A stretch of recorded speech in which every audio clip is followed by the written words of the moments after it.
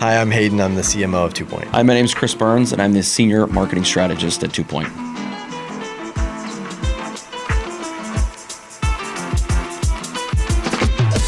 All right, so Hayden, we talk a lot about marketing strategy, specifically multi-channel marketing at touchpoint. Mm-hmm. And so often we talk to our clients and they just don't have the strategy. We talk about the importance of trying to find the right platforms. Let's first just zoom out. What is multi-channel marketing? Yeah, I mean, like the basics of it is multi-channel marketing is, in my opinion, it's just marketing. It's what marketing should be. It's what everybody should think of when they think of marketing. I think the problem with, this is especially present in like new businesses or smaller businesses. They think of marketing as running ads on Facebook, or they think of marketing as like posting on social media or something like that. And that's a type of marketing, but that's not really representative of marketing as a whole. Marketing in its true sense is just getting the word out there about your business and like getting awareness among your target audience. And that's done in all sorts of ways. Basically, anywhere that your customer is, you should be too. And so it means something a little different for every business. You're not going to find customers for a coffee shop in the same place you're going to find it for tax software. But in general, it's about meeting your customer where you're at. And so being flexible with the way that you market to meet them on various platforms in a lot of different formats. I think the other problem I've seen with those smaller to medium-sized businesses is they try to be everywhere. They try to be on every single social media platform, every form of digital and traditional marketing or advertising. And they're like, well, yeah, I'm multi-channel, but obviously you dilute your message when you try to be everywhere all at once. And I just think that you have to find the right blend, because ultimately there are a lot of choices out there, but you have to understand where your clients are, as you mentioned, and more importantly, also understand that most audiences respond differently. So there are certain audiences that like to read. There are other audiences that like to consume video. There are other audiences that are a little bit of both. And so it's important to kind of walk through an exercise and say, what are the 3 or 4 most important verticals for us, and are our ideal clients there? Mm-hmm. Yeah, I mean, that's a really common trope, honestly. Like the amount of brands that just jump straight to, they go from not being on social media to we have to post daily on 5 different platforms. Yeah. The ones that go straight from like having never advertised before to we need to spend $10K a month on advertising. I think it's a fallacy of, feeling the need to go like all or nothing. And believing that like going all is a guaranteed way to succeed or is the only way to succeed. Where really like for most of the companies that I've worked with and most of the companies I've experienced, it's always I always refer to it as like a stair step. You sort of have to look at it in chunks. It's not baby steps per se, you're not like crawling before you walk, but it is, there's sort of like phases of success you have to go through before you can really expand to the next thing. So when you're like at the very bottom of the mountain and you've not done anything, let's say, it is important to acknowledge that you have to choose some battle to start. But there's going to be so much to develop for your brand on just that one thing, if that's Facebook advertising or building a Facebook page organically or running Google Ads or whatever you decide that that's going to be for your first step. There's going to be so much you're going to discover and have to learn and have to change and have to adapt just in that area that you're going to drag the whole process out if you try to do 5 other things at the same time. You really have to start with what you feel the most confident about, execute on that, and then not move on until you at least know that you have some element of success, Like then that's where I would say like that's the stair step. That's when you can say, okay, we're successful here, so let's maintain this, but now let's try some new territory. Let's try to now also do Facebook. Now let's also try to see if Instagram will work. Let's now, so it's like finding success and then expanding. I think the inevitable is like, yes, you're going to be in 5 places, 10 places, 15 places. You're going to be doing a lot of different strategies. Right. But if you try to start from like nothing to that, it's like, it's going to be a dumpster fire. You have to have that stair step process. if you want any success. And I mean, you can shortcut it, right? You can hire people who already know how to do the thing. You can partner with people who already know how to do the thing. There's a lot of ways that you can sort of, shortcut your way there, but there's no way around the fact you're going to have to stair step in some way. I couldn't agree more.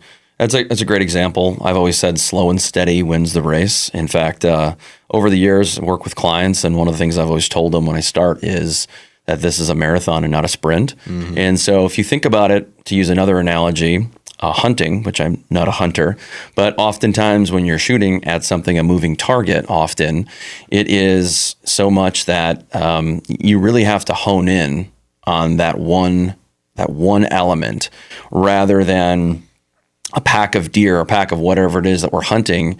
You have to aim for something. And so I think that's important is what's next. Maybe not 3 social media platforms or traditional advertising on radio or CTV or Google Ads. It's what's the one thing that's next. Get really good at that and make sure that, whether it's ad spend or time or effort, that it is concentrated on what we know for sure is going to work. And that to me is important because at the end of the day, whether we're investing time or money, we want it to be successful, right? And so I think one step at a time, maybe not baby steps, one step at a time is always the right answer. Yeah, 100%. I'll sort of kick it back to you to sort of expand on this. Like, what are some of the things that you've seen in your experience where like a company is starting this for the first time? Like what in your perspective are some of the easiest ways to get started, or what are some of the easiest things to sort of lean into early on to figure out where to pick that battle, right? When we talk about you have to select kind of one direction, go there and find success.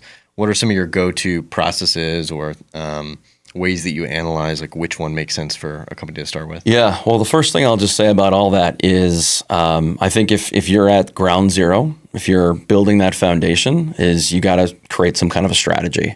And where I've seen a lot of businesses over the years really struggle with marketing is that they don't have that North Star. They don't have, when you think of terms of construction, people say, well, what are you going to do if you build a house? Well, we dig a hole in the ground, pour the foundation. We say, no, you start with the blueprint. The blueprint tells the builder how to build the home. And if you then have a blueprint that you agree on, then you pour the concrete foundation, which is your strategy. And that becomes really the strength for everything you do in marketing so that you can have a big, beautiful, valuable home that you're proud of. And so when it comes to marketing, if you have that blueprint and you build the foundation, you're going to have success with that next step. And obviously the next step after the blueprint is the foundation.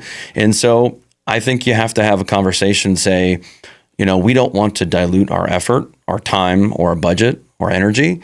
And so what is the one or two things that we can do where we can understand where our clients are? And so one of the things that I've always done before I create that strategy is I do a bit of an audit. And to me, an audit is not just helpful for me as a marketer or as a consultant, but it's really helpful for the client because I want to look at the industry. I want to say what's working, what's not.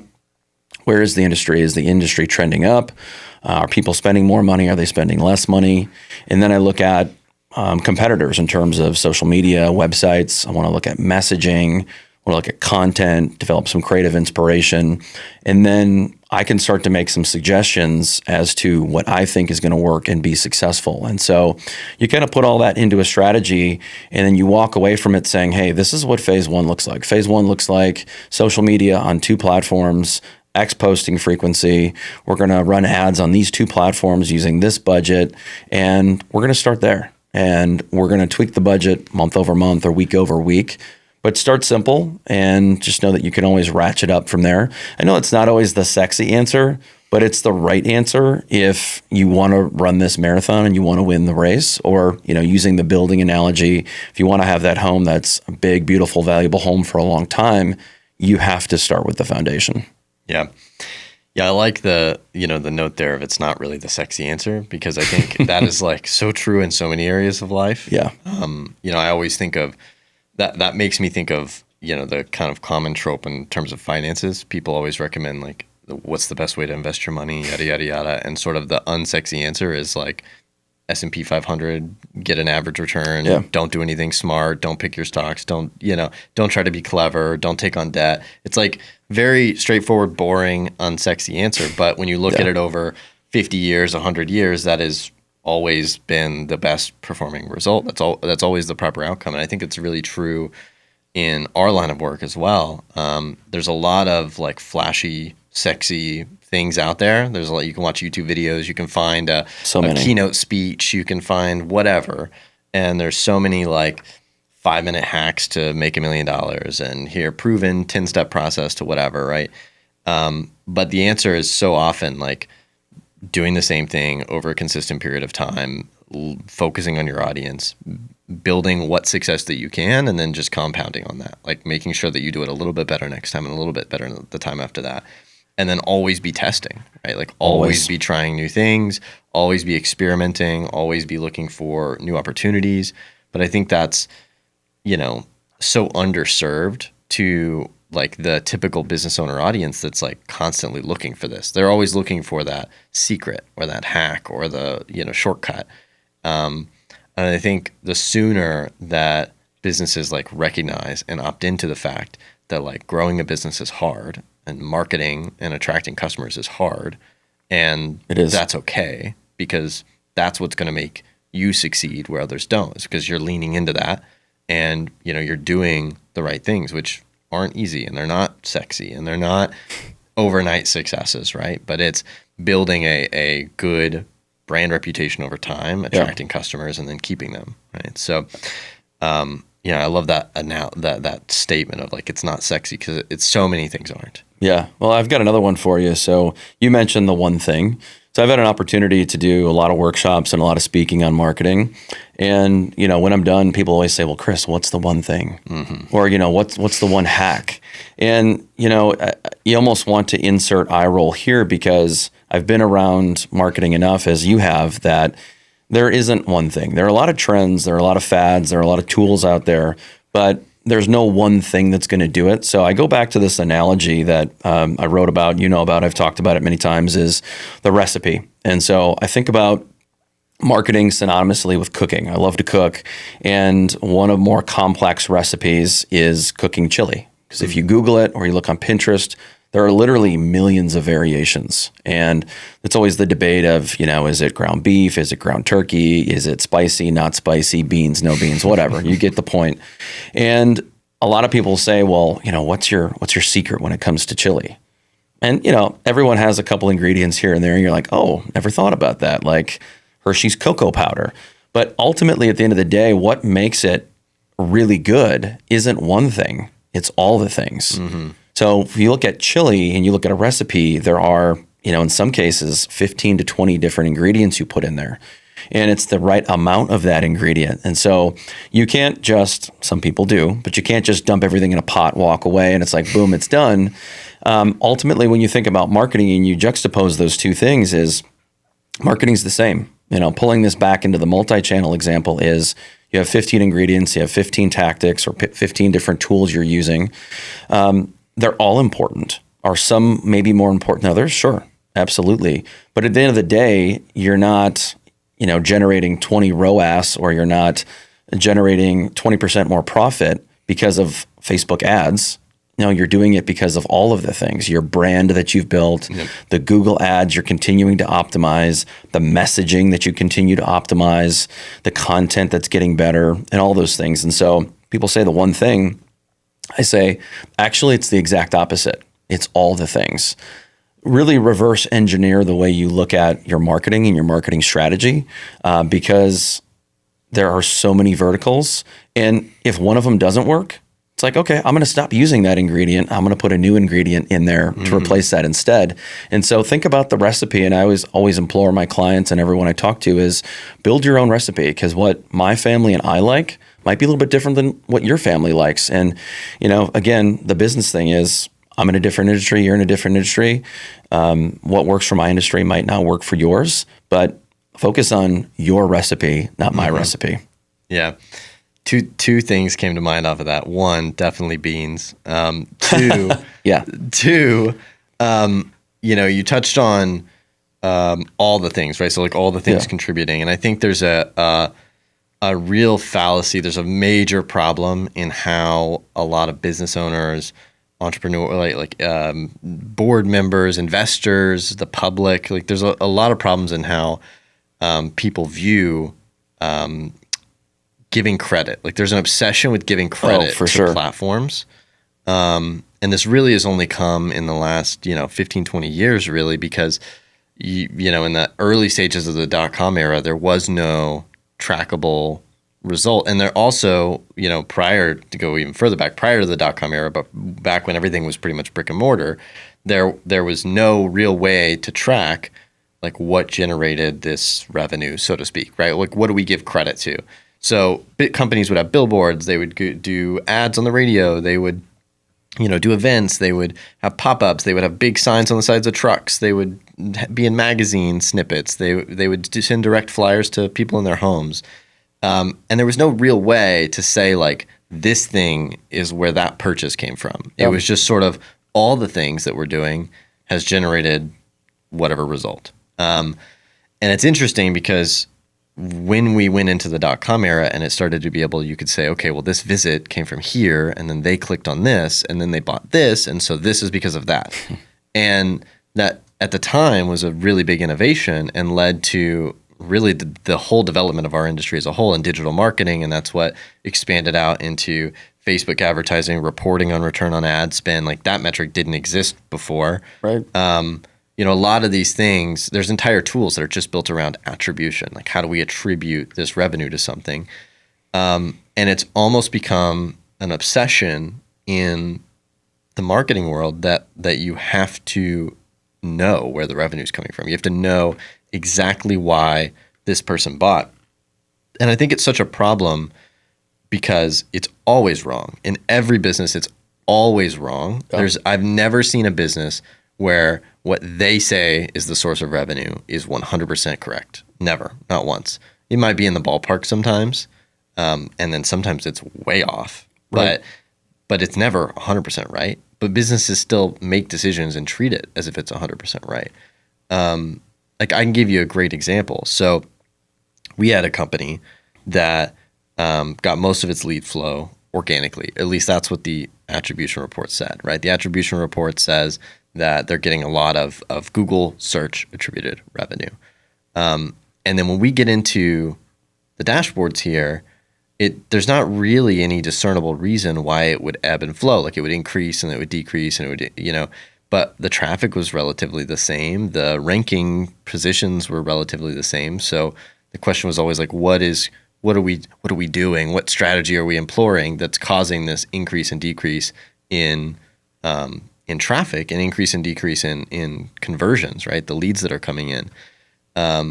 And basically the solution that we ended up employing was ignoring the dashboards, and instead on the actual lead collection stage at the form, we asked a simple question. How did you hear about us? Very basic question. And a lot of companies have started to do this, but I also still think the ones that are doing it, a lot of them are doing it wrong. What they do is they put a drop-down menu, and it's like, Google, my family, Facebook. There's so many sometimes. They list 20 options of like, here's the things you can choose, and at the very bottom there's an other. And often the very first result, the very first option that drop down is Google, because it's like the default for what companies try to put. And then when you go look at the reporting for that, it's disproportionately, it says Google. What they don't factor in is that people don't want to fill out your form. And so they just click and move on. And so they just choose randomly. So like that answer is not even true most of the time, whatever they do that drop down. So what we did, and what we do for all of our clients now, is we insert a blank field. You have to type an answer. I like that. And in some cases, people will still just slap the keyboard and move on. And it's like, okay, fair enough. But what we found that's more interesting is that we actually get very detailed answers. I've seen some of those come back as a paragraph before, where they're like, my cousin Ronnie like used you guys last summer and he recommended it, but I didn't go with it at the time because I couldn't afford it. But now like it's really important. And I forgot your name and I asked him and it's a whole thing, and it educates you a lot about where that came from. And so back to this client, what we found out when we implemented this and we started asking questions was that all of the ebb and flow was the ebb and flow of their word of mouth. It was how many people were referring them on a monthly basis. We saw that on the months where they would have a 20-30% jump in lead flow, it would disproportionately, that additional lead flow would be my mom, my brother, my sister, my cousin, my neighbor, my, recommending in some form or another.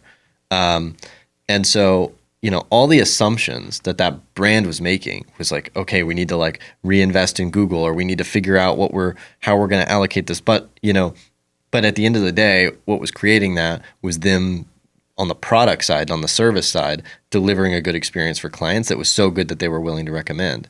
So if they really wanted to push that, it wouldn't be to like reinvest in Google or reinvest in anything like that. It would be to reinvest in the experience for the customer and make sure that their staff was following the same processes, that it was a really smooth experience, that the outcome happened quickly, that maybe there was some after service follow up to say like, hey, we'd love if you could leave us a review or tell us about your service, or those types of things would be the real answer to how do you optimize for this ebb and flow they were seeing.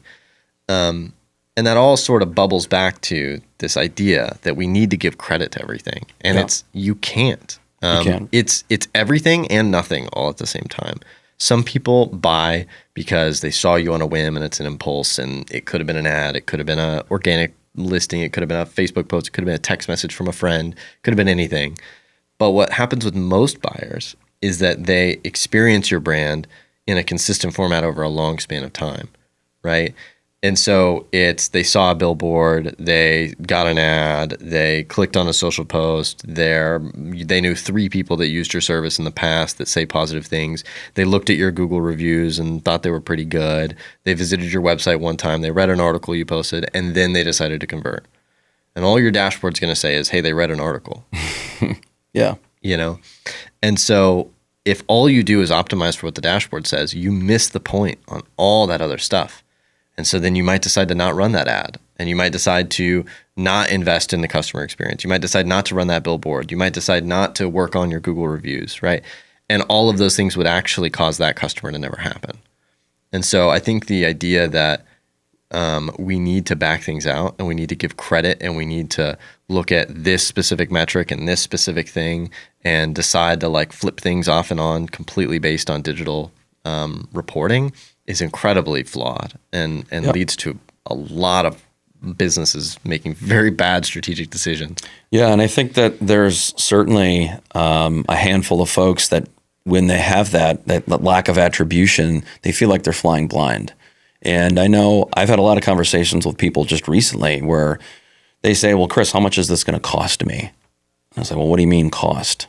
And they say, well, this is an expense for us. This is a big expense. And I always try to tell people, like, it's not an expense. That's the wrong mindset. Don't treat it like that, because it's going to be an expense if you do. Approach it from the mindset of this is a real investment. And when you make an investment, obviously with the stock market, you can attribute what stock, what time frame, you can go into the data there. But, with marketing, just know that especially in the B2B space, it's a very long sales cycle in most cases. Sometimes people see an ad, they do a product demo, and they come back 3 years later. Or they got your business card at a trade show, and they came back 2 years later. There's no way really to attribute where you got that sale from unless you're, having a one-to-one conversation with somebody. And so I always like to tell folks is that, every time you can have someone interact with your brand in a positive way, that's marketing. And you have to back off from, hey, where did this come from? Where did that come from? Because if you're always working on your brand and you're always marketing in a multi-channel facet and you have that strategy we talked about, it doesn't matter. You're going to continue to generate leads. You're going to continue to generate awareness. And that's what marketing's all about. Yeah, 100%. We have there's a client, and they'll know I'm talking about them if they see this. We have a client that we do some email prospecting for. So we basically help them like reach out to companies and introduce the service, say like, here's how we can help you. And it's both a short-term and long-term strategy. And we had a very significant deal close, a very like good value deal come from this campaign. But it's funny because we ran this campaign in January of last year, and we sent this batch of emails. Nothing came back. It was crickets on this. And then, we did it again to new people and again and again. We did it every month throughout that year. And in December, we had one of the people that we had emailed in January, 12 months prior, reach out and say, hey, I've had this in my inbox all year. I didn't need your service at the time, but I need it now. Can we have a call? And it's things like that, when we talk about the trying to think of it as an investment and not as an expense, you're not always going to immediately see short-term ROI. And you also might not always even be able to know that there was ROI, because some of these things, they have such ripple effects. Yeah. They go out to so many people. There's so many eyeballs that you don't even know who the person was that saw this. You don't know who interacted with it. You don't know how it might have influenced them. But good strategy that's solid and founded in like knowing your audience and knowing that you're reaching the right type of people and that you're saying loosely the right type of things, it always comes back to you. And sometimes it takes a year. Sometimes it takes 2 days. Sometimes it's anywhere in between that or even longer. But I think the belief that you need to be able to measure exactly what the ROI of every activity and every investment you make and every dollar you spend holds most companies back from doing the really interesting and ultimately unique and eye-catching marketing creative that they should be doing. Yeah. Yeah, you bring up a good point. One more comment I wanted to make on that I think is important is, having been an entrepreneur, when I do marketing on behalf of my business, I want it to work in the short term, but more importantly, I also want it to work in the long term. Mm-hmm. And we live, as you know, in this instant gratification society where we want leads now, we want business now. And that's great. You should have that. But this is a big problem that I see, to the point where I put a label on it. And growing up in and around around a lot of small businesses, I call it the light switch theory, where you see these businesses and they say, well, we're going into our slow season, Hayden, or, I just lost a couple employees, or sales are down. Can we just flip the switch? And I always kind of take a deep breath and say, if it were only that easy. Because when you flip the switch, you're being reactive. That's reactive marketing or reactive advertising. And typically when you're doing something based on a need, you're not as thoughtful. And if you're not as thoughtful, if you're not strategic, it's not likely to land as well. And so I always want my clients to think about being proactive, not reactive with the light switch, and think about long term. Yeah, we want leads next week, but we don't want to rush it and try to get leads tomorrow, because then you're going to look back and say, well, why didn't we spend more time on the copy? Why didn't we look at optimizing this or doing that differently? So take this proactive approach and tell yourself mentally that we're in this for the long haul. If it takes an extra week to launch, it takes an extra week or 3 even. But we know we should be running Google ads or Facebook ads or whatever it is for the foreseeable future, almost in perpetuity. So let's build that foundation. Let's have the right mindset, because if we do this properly, we're paving the road for more success. And so I just think that you have to be patient with all of these things in terms of getting launched, because we see it all the time with our clients, right? Mm. But to get the best result, you got to take your time and do things the right way. And can't just flip a switch and make things happen. We've seen some people do it, but it is very, very rare. Yeah, I mean, it's the exception, not the rule, right? For sure. There's brands that, sure, like something goes viral, or you have a product that's just like wildfire. You can't get rid of it fast enough, right? There's a lot of like trend writing, coattail writing, right? I love. There's this story of when the Game of Thrones final season was coming around, there was a guy that made mugs that were like the wolf head. And I'm not a Game of Thrones fan, but I know this story because it's a great marketing story. There's this guy that made a mug that was like the wolf head, and there was no official mug that was like a Game of Thrones mug, but the license was available. And so he made this mug and he sold it on Facebook, and he made like $3 million in 1 month. Wow. Around the time of like the final season of Game of Thrones airing.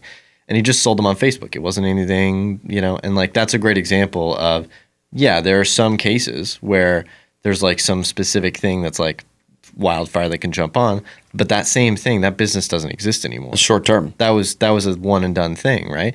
And if you're trying to build something that's a business that you want to run for your life, that for the rest of your life, or you want to run it to a point that you can sell it, or that it has some larger meaning, you have to be doing things in a way that are both short-term and long-term valuable. And if you go too far short-term, you have no long-term value. But if you go too far long-term, then you have no short-term value, right? So a lot of companies need that balance, but that kind of goes back to what I was saying before about having a stair-stepped approach, right? For sure. When you're going from zero, that short-term value is like all you can think about. You're like, I need leads now, or I need sales now, or I need whatever it is today. And that might lead you to make some poor long-term decisions initially, because you need some path for success. But once you've established that, and there's something that you can say residually is like, okay, there's some steadiness here, there's some reliability to what we're doing, you should immediately deviate to, okay, now how can I keep doing that, but prioritize long-term vision as well. We don't want to go just do more of your short-term, because that has diminishing return. Right? Yeah. The more you do the short-term, the less it's going to work. You can't just do that for forever. The more you focus on the long-term, the better it's going to work. That's where you see things like compound growth, compound interest, where, every month you're doing 5% better than you were the month before, 10% better than the month you were before. And that percentage is, in like real value, is a consistently larger number, right? Growing 10% on 100K is a smaller number than growing 10% on 110K, is a smaller than going 121K, right? So every time that you increment up, your growth is as exponential, right? But if all you focus is on short term, then that compound actually works in the other direction. It goes from 10% of growth to 10% of decrease, 10% decline. And so the element of like needing to focus or feeling the need to focus short term is really only understandable in the beginning of like going from zero. From zero, I always tell companies like, you need short term performance for sure. Like you have to get your feet under you. But the second that you can see some form of steadiness, that you can see some flow, that you can see stability in your business, it should then become, how do I make this last forever? So, yeah, that's a great thing. And if you take this strategic stair-stepped approach, you're never going to feel that desperate need. You might go through slow times. I mean, we all certainly do, whether it be the economy or any other factors that are out there. But if you take the strategic stair-stepped approach, you can look at so many cases where marketing has not only worked, but it's worked exceptionally well for businesses out there.